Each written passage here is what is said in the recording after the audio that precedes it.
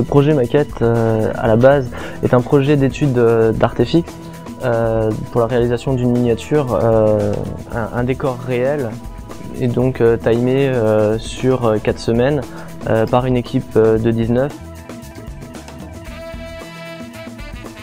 Il fallait organiser donc toute personne avec leurs compétences, avec leur savoir-faire, afin d'arriver à un projet cohérent sur quelque chose de concret et vraiment de réaliste, utilisable pour le cinéma. En tant que chef de projet, je dois surtout veiller à ce que chaque personne soit là, que chaque personne ne fasse pas n'importe quoi, que les deadlines soient respectés, que le planning soit mis en place. Il fallait mettre un planning en place donc pour justement ne pas être débordé par la charge de travail et ne pas être bloqué dans l'avancement de chaque étape de réalisation de la maquette, afin que tout se déroule pour le mieux pour tout le monde. Donc avant d'entamer la réalisation propre du projet, on a dû partir sur une bonne pré-prod, et donc dans un souci d'égalité, d'oublier personne, on a rassemblé toutes les idées de chaque personne, vraiment pour ne pas avoir quelqu'un qui n'ait pas son mot à dire justement dans le choix du sujet de la réalisation de la maquette. Et à partir de ce moment-là où une idée était arrêtée, nous sommes directement partis dans la DA, vraiment dans la gestion artistique de ce que ça allait être, avant d'attaquer justement une suite plus matérielle.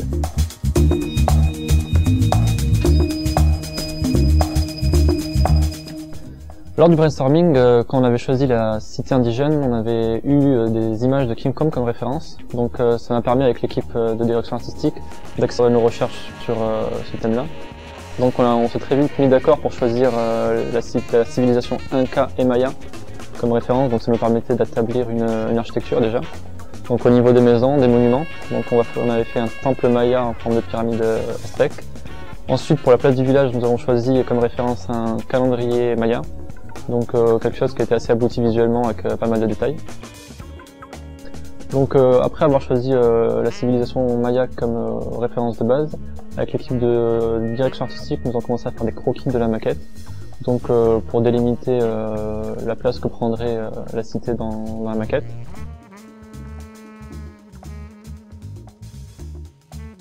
Le rôle de directeur artistique était assez contraignant car il fallait pouvoir choisir quand tout le monde ne savait pas ce qu'on allait faire. Donc il fallait savoir trancher et pouvoir concilier tout le monde pour que certaines personnes ne soient pas forcément déçues.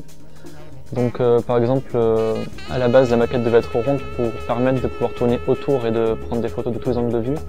Mais logiquement ça ne tenait pas forcément la route. Donc on a décidé de supprimer cette idée même si elle tenait à cœur de plusieurs personnes, donc ça a été des choix que j'ai dû faire. Donc une fois la direction artistique terminée, nous nous sommes lancés donc dans la réalisation propre avec l'achat du matériel lourd, avec un souci de trésorerie justement pour respecter le budget.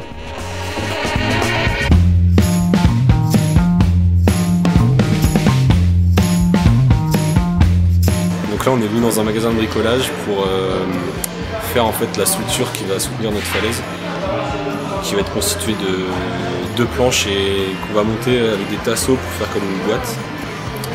On a acheté des équerres, on a acheté des tasseaux, on a acheté des planches, on a acheté des vis. En tant que trésorier, je pense que là on a de quoi travailler pour faire la majorité de ce qu'on veut, quoi.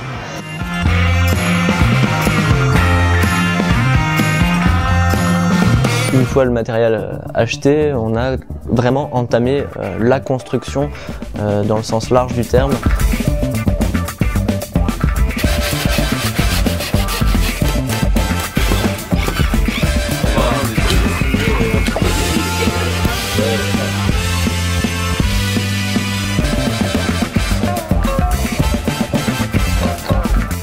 Donc en fonction des contraintes de la direction artistique, on a décidé de partir sur un châssis plutôt de grande taille pour avoir une échelle la plus réaliste possible. Donc on a commencé à réfléchir tous ensemble aux matériaux qu'on pouvait utiliser, et donc en fonction du budget qu'on avait qui était plutôt restreint, on a décidé d'opter pour des matériaux pas chers, comme de la mousse expansée, et puis faire surtout beaucoup de récup au niveau du bois et tout ça.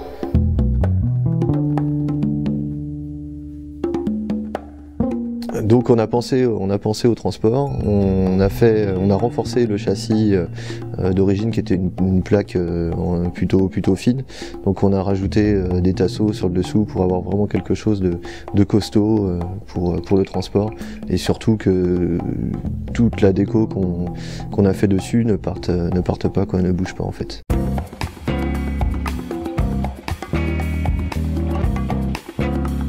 Alors on a utilisé du polystyrène expansé parce que c'était un matériau pas cher, qu'on pouvait avoir en grosse quantité, des grosses plaques pas chères, et surtout qui était facilement malléable, qu'on pouvait sculpter pour donner un aspect pierre assez facilement.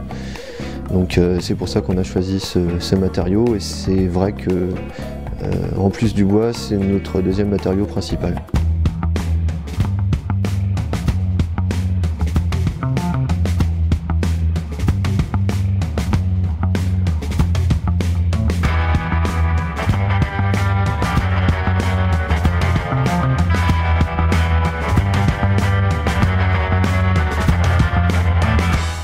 Donc pour tout ce qui est modélisme au niveau des maisons, de la peinture et des arbres, même si c'est quelque chose qui intervient à la fin de la miniature, il a quand même fallu y penser dès le début pour pouvoir faire la construction donc, de tout ce qui est modélisme en parallèle de la construction du châssis et de la montagne, pour qu'une fois qu'on arrive à la fin, on ait juste à poser les éléments dessus et à faire une petite liaison.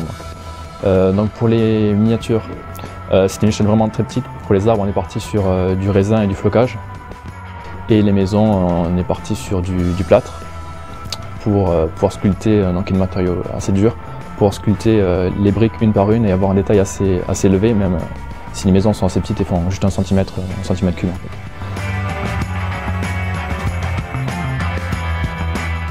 Donc ouais, pour les arbres, il a fallu trouver un compromis entre quelque chose de réaliste, pas cher et assez rapide à faire parce que ça peuple quand même 80% de la miniature.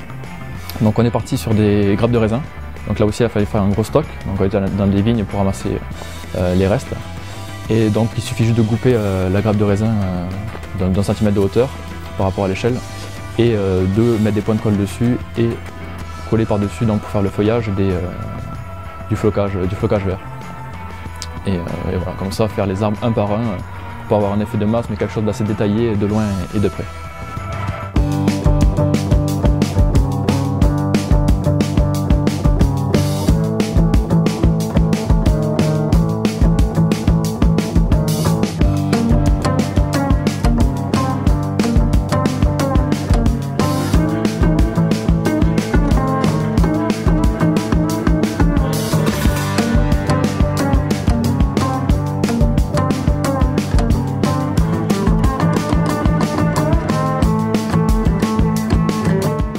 Ouais, donc pour la peinture, il y a eu donc il y a deux grandes parties importantes. Il y a la partie sur la miniature elle-même, donc sur les rochers tout ça, et tout ce qui est partie modélisme à peindre, donc les maisons principalement. Donc pour la miniature, la roche à peindre, il y a énormément de volume à peindre, de surface à peindre. On est parti sur de l'acrylique. On a laissé la bombe, ça ne convenait pas, ça faisait fondre le polystyrène extrudé. C'est aussi pour ça qu'on a mis de la terre par-dessus le polystyrène, en plus d'avoir des détails au niveau de la sculpture. Ça permettait de pouvoir mettre une peinture dessus qui tienne correctement. Enfin, le polystyrène extrudé est très difficile à peindre en fait, donc c'est pour ça. Pour les maisons, on est parti sur une peinture utilisée pour les modèles de Warhammer, de Game Workshop. Et on a fait ça un peu plus détaillé que pour la roche principale.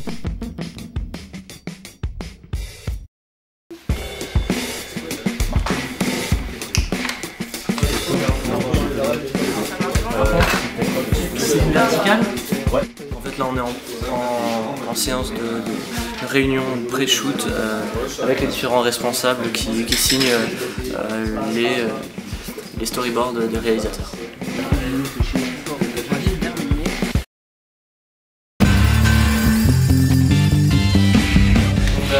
C'est la deadline aujourd'hui, séance photo, on shoot, on prépare le studio, on met tout en place et c'est parti pour la séance.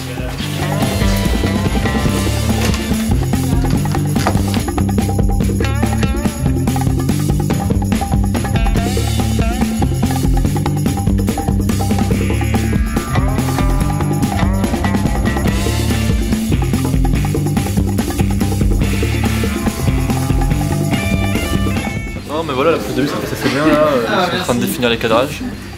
Donc on n'a pas eu de problème notable pour le moment. Il n'a pas eu de soucis au déplacement de la maquette, il n'y a pas eu d'accro. Donc tout ce qui est réparation, c'est maîtrisé.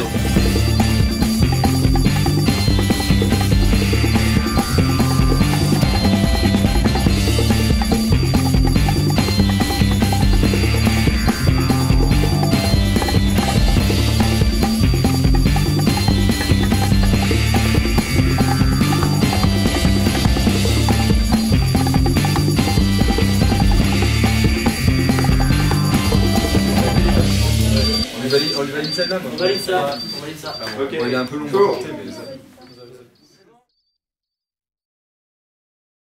Je tenais à vous remercier à tous d'avoir vraiment joué le jeu. Voilà, ouais. Bravo.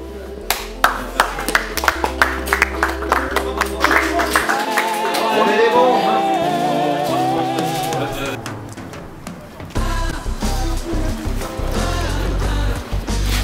Ce boulot il est complètement moisi. J'ai l'impression qu'ils sont en terrain. Ah, tic. Aïe, aïe, aïe. Aïe, aïe, aïe. Oui, de le déplier.